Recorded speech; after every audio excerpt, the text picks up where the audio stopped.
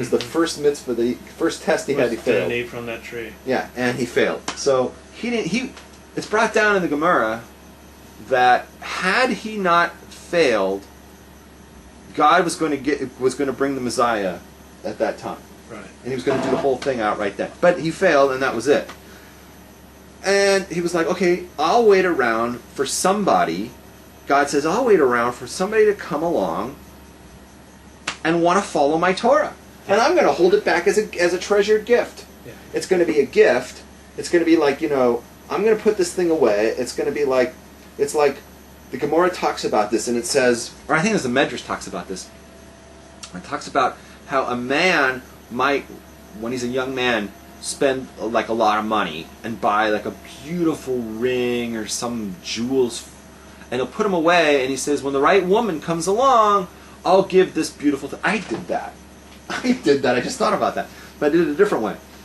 I bought a rookie jersey of the Mighty Ducks of one of the players, of Paul Correa. Mm-hmm. And I put it away, and I said, when I get engaged, when I get married, I'll give it to my woman, right? That'll be my engagement gift to her. That would mean a lot to her, too.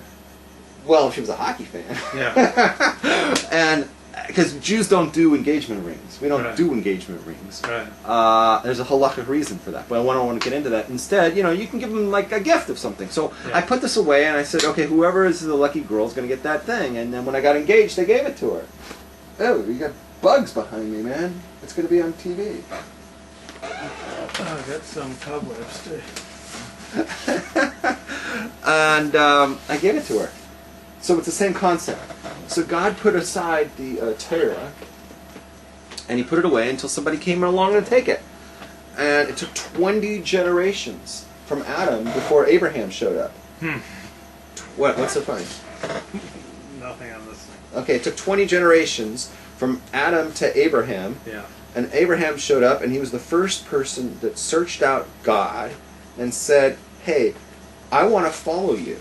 Whatever it is, I want to do this thing. I'm going to be your man. And God said, okay, you're going to be the man. Let's test you. And, he tested Adam, and Adam failed, right? Mm-hmm. He tested Abraham. Maybe you should close the door so more bugs don't come in. The raccoon's going to walk in here, and want to be on the show. And he tested Abraham, and Abraham passed the test. And that happened. What are we looking at? Nothing. Don't worry. Talking about Abraham. Okay, and Abraham passed the test, which happened. We talked about it on Rosh Hashanah. Yeah. It was in the Machzor. Yeah. The whole story with the Akedah. Yeah, the binding of Isaac, and he passed the test, and God said, "Okay, great. Your descendants are going to be the Jews." Yeah. Why did they have to wait? I'm not sure on that. I have to look that up. But is there a purpose to Jews? I mean, our purpose is to keep the Torah. Absolutely. Jews were created to be the people who are going to follow those 613. And that's it. And it's a long answer to your question, but this is all part of oral Torah, all these answers for everything.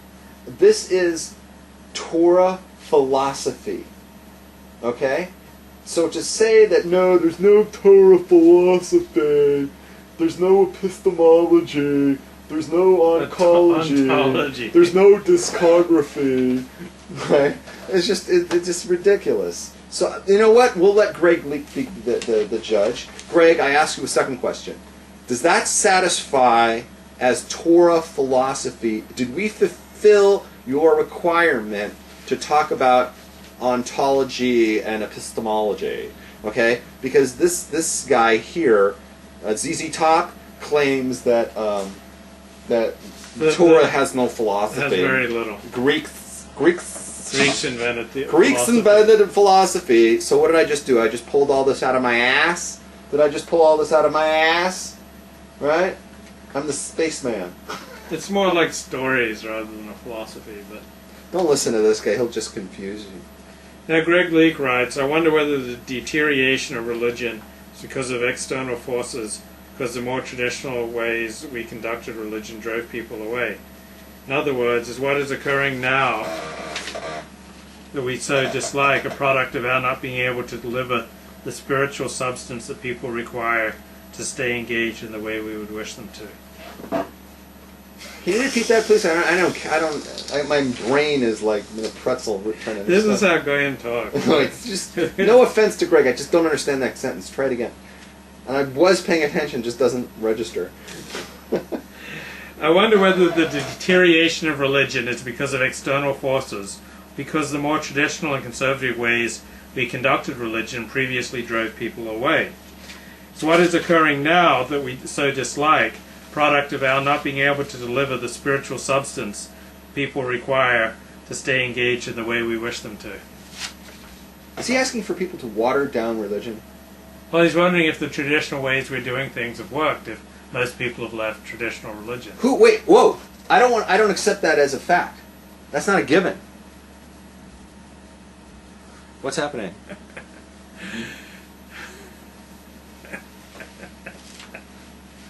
So, go ahead. What's happening? Well, I just read Greg Leake's email saying No. But here, I don't accept that, Greg. I don't accept that as a given. Mm-hmm. I don't accept the idea that everyone's leaving traditional, right? Mm-hmm. That's not true.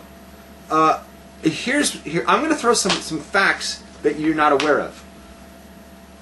The fastest growing, by far, the fastest growing population in the Jewish community right now are those who are insular, right? Extreme. Some people might call fanatic or radical. Not radical because they're not militant, but fanatical, whatever. Jews who are from Jews are on the increase, and here's why. Birth rates, baby, birth rates. And I'll explain that to you. The average from Jew is spitting out kids in litters and will have 10 kids, okay? And those 10 kids I'm going to say that they are going to stay inside the fold for the more than most part. Most of them, yeah. Most of them stay inside the fold. I'm going to say there's probably a dropout rate. I don't know. I don't have. It's somewhere. It's gone up to 50%. No. There have been ranges, but over the past 50, 60 years, the max has been about 50%. I'm not sure that's the. No, it's not even close. Average. Right now, the dropout rate, Mm-hmm. Leaving, according to the Jewish population survey in the year 2000, the new one isn't out, but 10 years ago, the dropout rate, I believe, was less than 5%. Right. Less than 5%. So please don't give them food by saying 50, because that is not true anymore. That is not true. Maybe in the time of the Holocaust, people left, but not now. Right now, it's minimal. The dropout rate is minimal. You want to know where the dropout rate is high? And this is a whole separate conversation. Mm-hmm. When people who grew up as secular, right, and they make Baal Tshuva, and they become so they jump into ours, their kids have a big tendency to become secular. Yeah. Okay? And they're just going to produce secular. But the people who stayed had never been secular, the families that have direct lineage that have never been secular, they're spitting out kids at humongous rates, and they're very little dropout rate.